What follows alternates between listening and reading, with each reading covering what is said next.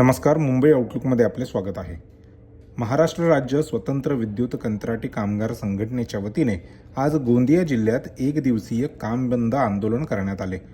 उपकेंद्रातील यंत्रचालकांचे, सफाई कामगार यांचे संपूर्ण थकलेले पगार देण्यात यावेत ही प्रमुख मागणी यावेळी कंत्राटी कर्मचाऱ्यांनी लावून धरली होती.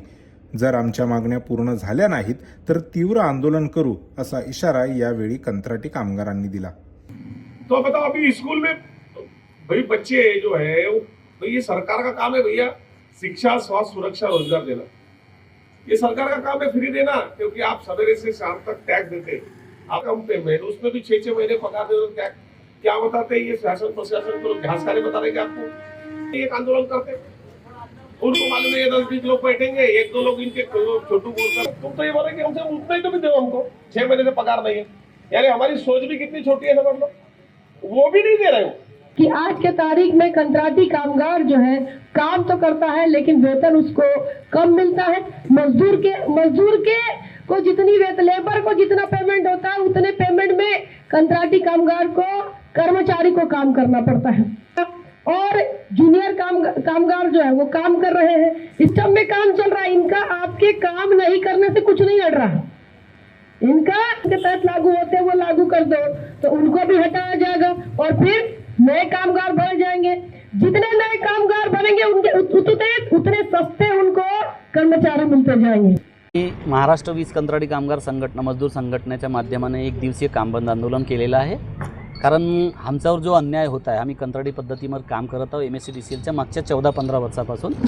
तर आमचे जे ज्येष्ठ कार्यकर्ता आहेत, जे ज्येष्ठ कामगार आहेत, त्यांना मागच्या 4 महिन्यापासून कामावरून बंद करण्यात आलं आहे. त्यांची रोजीरोटी इथून चालत आहे.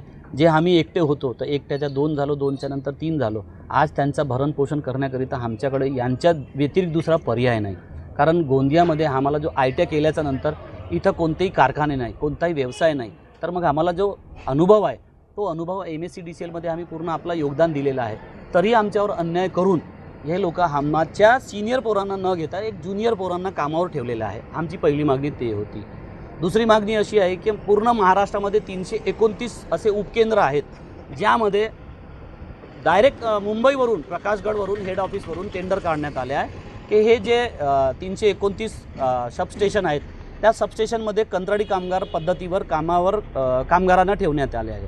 पण त्या ठिकाणी पहिले 4 ऑपरेटर होते, आता त्यामधून 3 ऑपरेटर काम करत आहेत आणि त्यांचा पगार मागच्या 4 महिन्यापासून नाही केलेला आहे. त्यांची मागणी आमची हे मागणी होती. काय राहणार आमची पुढची भूमिका आता कॉन्ट्रॅक्टरसोबत चर्चा झालेली आहे आणि आमच्या अधीक्षक अभियंत्यासोबत आम्ही पत्रव्यवहार केलेला आहे. त्यांनी आम्हाला 15 दिवसाचा वेळ मागितलेला आहे आणि अगर हे 15 दिवसाच्या आतमध्ये यांचा अगर पत्रव्यवहार झाल्याच्या नंतर आमच्या मागण्या पूर्ण नाहीच झाल्या तर आम्ही यांच्यापेक्षा आणखी उग्र आंदोलन करू. याच्या व्यतिरिक्त आम्ही साखळी उपोषण उपोषणावर बसणार आहोत अशी पण तयारी आहे.